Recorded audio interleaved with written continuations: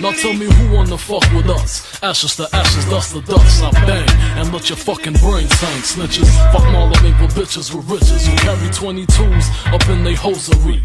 A black teller when my father bustin' and loaded me, think he just finished sniffing the key. Shyne, nice to meet you. Yo, what up? So this September you release a mixtape. September 26th. Free album. Oh, okay.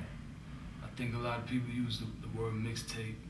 It's not really an honest description anymore. You know what I'm saying? Back in the days, they used to do mixtapes. Like, you know, when you took a bunch of beats that wasn't yours, you know, a bunch of hot records, and then you just did them over. You know what I'm saying? Just really just, you know, playing around. You know what I'm saying? Yeah. Now, you know, when Lil Wayne or any of these dudes come out with a tape that's free, it's really just that, a free album. Because, you know, it's really put together, you know what I'm saying?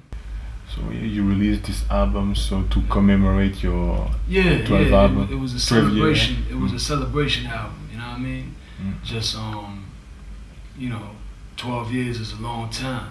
So to still be here, to still be making music, to still be inspired to make music, you know, to see the impact that I've had on music, you know what I'm saying? Two of the more successful rappers are, you know, my proteges, you know, products of my influence, you know what I'm saying? Rick Ross and The Game, you know what I'm saying? His last album, Godfather Buried Alive, shit was hard.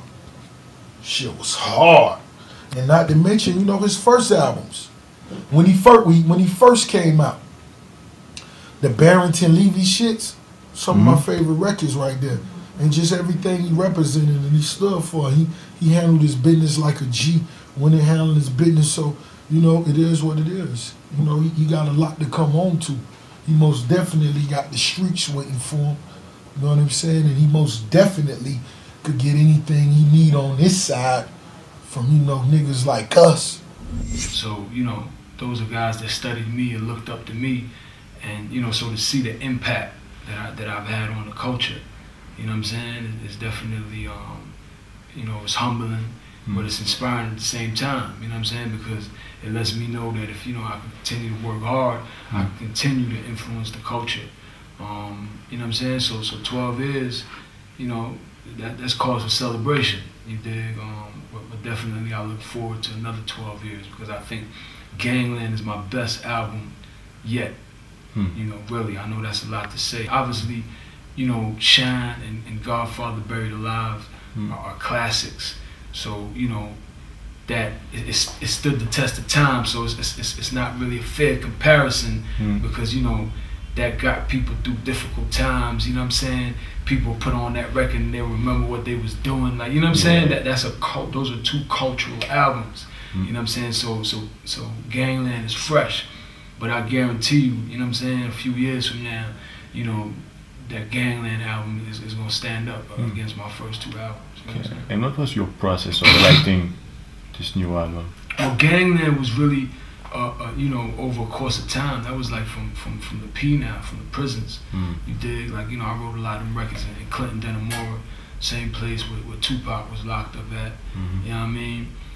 I wrote some of them records on Rikers Island because I don't write with a pen. I just come up with my albums and my songs in my head, you know what I'm saying? Like, I just be walking somewhere and joints will come to me, you know what I mean? I try to do some walking and I exercise, you know, I ride on a bike, dig? So, you know, whatever I'm doing, I just be coming up with these concepts, you know, that reflect my thinking, reflect the conversation I'm having. I read, you know, about Huey P. Newton, I read biographies, Angela Davis, Asada Shakur, you know what I'm saying, Malcolm X, you know, Marcus Garvey, all these types of people, Bill Gates, Steve Jobs, you know what I'm saying? Okay. I read about, you know, Abraham Lincoln, I read about a lot of powerful, great men, you know, and women. So, you know, when you listen to their conversation, it affects your conversation and the way you think, you know what I mean? And I'm just one of those guys, man, you know, I'm a leader. So the way I think, the way I talk, you know what I'm saying? God gave me a power to command men. So like I said, I come up with the conversation. So a lot of these conversations I had in prison. You dig? So I'll be sitting in my cell waiting, you know, for them to open up, and I just be coming up with a lot of, different conversations, you know, thank God, you know what I'm saying? All praises to the Most High, because it really is a gift, man, to be able to say how you feel in a poetic way, you know what I'm saying, using analogies, using metaphors, and, you know what I'm saying, double and triple entendres, you know what I'm saying? Mm-hmm. It really is a gift. Can you talk about the song BG? BG, man, you know, BG was, again, that's a record that I made in Clinton, Dannemora, you know what I mean? It was either Clinton, Dannemora, or Woodburn. And it's just really saying, you know, when I would, you know, pay attention to what was happening on the streets, or, you know, watch little BET or whatever, and you see all these kids, they blooding and, you know, they cripping, and everybody wanna, you know, and they rappers. I'm like, yo, how you become a rapper, then you become a crip, then you become a blood? That don't make no sense, you know what I'm saying? And you know, even if you come from that, you know, it's like, you gotta advance, you gotta progress, you gotta move on. Like, I'm looking at these dudes like, y'all bugging. I'm sitting up in here serving 10. My comrades is in here with 50. You know, some of my comrades got letters on their backs. That means life. That means they never going home. You understand? Some of my comrades was on death row. That's before they stopped death row. You dig? So I'm like, yo, y'all playing with it. Y'all playing with it. It's just like right now, you see these dudes, they get on Twitter, they start talking crazy, and you know what I'm saying, they wanna have fights like they in high school. They playing, you know what I'm saying? Where I'm from is murder game. Straight like that. Ain't no ifs, ands about it. If we got a problem, I'm gonna murder you, or we ain't gonna have a problem. You know what I'm saying? You gonna keep it moving, I'm gonna keep it moving, and we gonna do it like that. But if it's a problem, when I see you, I'm gonna try to blow your brains out. You know what I'm saying? And that's a very unfortunate mentality to have. You know, it's very disturbing. You know, I'm not proud of coming from that. I'm not proud of having that mentality. But listen, you know, that's where it's at. So when I see these dudes that don't have to be like that, that ain't really like that, you know what I'm saying? It's like, yo, come on, man, knock it off. Like I said, you know, this ain't no marketing plan. You know what I'm saying? Like, come on, like this, you know, when I went to court for my case, they used to bring my lyrics, my albums in court and be like, look, he said this, he said that, you know, this is who he is. So these dudes is playing, man. These dudes is playing, you know, they doing little dumb stuff, getting a little 6 months, getting a little year, you know what I'm saying? But I'm not playing, I play for keeps, you know what I'm saying? When we have problems, you know, dudes talking crazy, oh, you know, shooting and selling. It's funny, when you go to my paperwork, you know, the guy that I shot, this kid named Julius Jones, who was with the other guy, this kid named Scar, both of them got on the stand and was like, oh, you know, Shyne pulled out and he tried to kill me. You know what I'm saying? So it's like, you know, of course, you know, when the history is said and done, now everyone want to rewrite history, but you can't do that. You know what I'm saying? I was playing for keeps, man. You know, when dudes pulled out on me in the club, I did what I had to do, which was try to take somebody's head off before the security guard tried to grab me, and that's when the gun went off in the ceiling. You know what I'm saying? And you know, it's a very sad situation, you dig? And that's what BG's about. BG's about the fact that, yo, it ain't gonna be sweet. This ain't gonna be cool. Like, you know what I'm saying? Like, if you make the wrong mistake, you dig, it's a double standard in America. So they treat Africans and minorities totally different than the way they treat a Caucasian. Like I was going through all the different examples.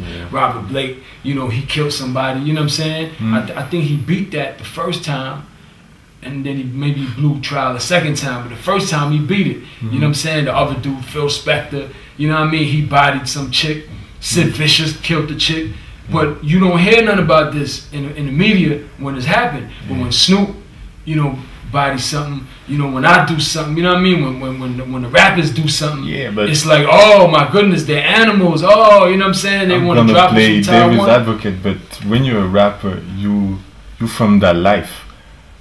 Nah, man. Listen, most of these dudes ain't from that life. That's number one. But they say they're from that life. They could say anything. The point is, it can't be a double standards. You know, people make mistakes. People do outrageous things, and there shouldn't be a difference between, you know, Caucasian entertainers killing people and African entertainers killing people. In the song Murder is BG, murder. You talk about the group The Killers, but when you listen to the song of The Killers, they don't talk about killing people. I mean, you know, but listen, Murder Inc., they don't talk about killing people. He wasn't talking about killing people. Yeah, but he was making love songs. What are you talking about? No, not all the songs. Man, listen, there might have been 1 or 2 songs where he might have been talking a little hard, but overall he made love songs. So Plus, that's not a good example. That's not a good example. Murder Inc. was making love songs. They was beating, and Irv Gotti's my partner, and he from the streets. You know what I'm saying? He all his affiliates, all his surroundings is real street guys. But he was making hit records. He was making love songs. He was making Beatles, breaking the Beatles records. So that's not a good example. Actually, that's a perfect example. So yeah, Murder Inc. was not making murder records. Ja Rule was a pop artist. You know what I'm saying? Yeah. Ashanti was a pop artist, just like the Killers. You know what I'm saying? But the point is, you know, Arnold Schwarzenegger and all of these people, they murder people on the screen. And all right, so what? You know, so what? We do the same thing on record. So what? If something happens outside of the record, one thing has nothing to do with the other, because it doesn't happen like that when, you know what I'm saying, it's a Caucasian entertainer. Look at the Peter Townsend dude.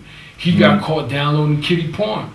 You know what I'm saying? You don't hear anything about that. Michael Jackson, they accuse him. Michael Jackson don't make no records about none of that stuff. He make pop records. He's the biggest selling artist of all time. And when he got caught up, it was, oh my goodness, the world was gonna come to an end. And he beat the case. You know what I'm saying? You know, if he was guilty in California after what happened with OJ, he'd have went down. You know what I'm saying? So, you know, listen, man. You know, that's what BG is about. Fucked up in the game, get your shirt stained. Keep your 5 mics, nigga, give me the cane.